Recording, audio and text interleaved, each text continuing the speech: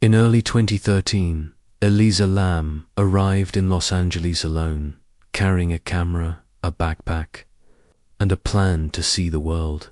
She had left her family in Canada with promises to call every day. Eager to prove she could travel independently, her trip had already taken her through San Diego, and she wrote online about bookstores, museums, and the thrill of unfamiliar streets when she checked into the historic Cecil Hotel. She probably saw an aging landmark trying to reinvent itself. The lobby lights were warm, the ceilings high, the history heavy in ways a traveler might not immediately understand. At first she shared a room with other guests, but after complaints about strange behavior, she was moved to a private one. No one knew that this small change would become one of the last clear turns in her story. She continued to explore the city, to ride buses, to visit shops, and to post smiling updates for those following her journey, to anyone watching from afar. She was simply another young woman discovering the vast rhythm of Los Angeles. But behind the glamour of palm trees and traffic, the hotel carried whispers of past tragedies that clung like dust in the curtains. Guests came and went, elevators hummed, and staff performed routines practiced 1,000 times before. Nothing in those ordinary moments suggested how quickly ordinary would collapse into mystery. Yet somewhere in the building, unseen paths were already aligning, and the days ahead were moving toward an image the world would never forget. Asterisk on the night that would echo across the internet for years. Elisa stepped into an elevator and pressed several buttons. A security camera watched from the ceiling, silent and unblinking. The doors refused to close, as if waiting for someone who never appeared. She moved strangely, at times calm, at times frantic, peering into the hallway with quick, uncertain motions. Her hands fluttered in gestures that later viewers would replay again and again, searching for patterns, explanations, warnings. Was she hiding, playing, frightened, or speaking to someone the lens could not see? The footage offered no answers, only angles. She slipped in and out of the car, her movements erratic yet deliberate. Seconds stretched into an unbearable theater of speculation when she finally disappeared down the corridor.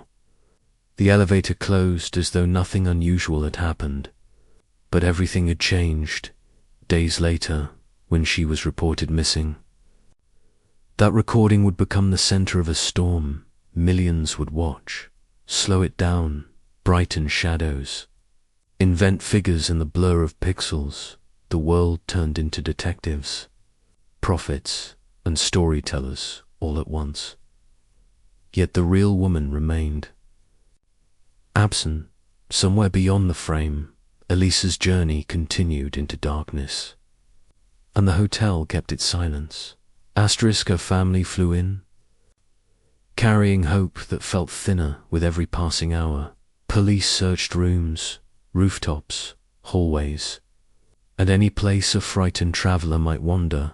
Posters appeared on walls and street corners, her face frozen in a friendly smile that begged for return. Online communities erupted, building timelines, arguing over clues, convinced the truth was one click away.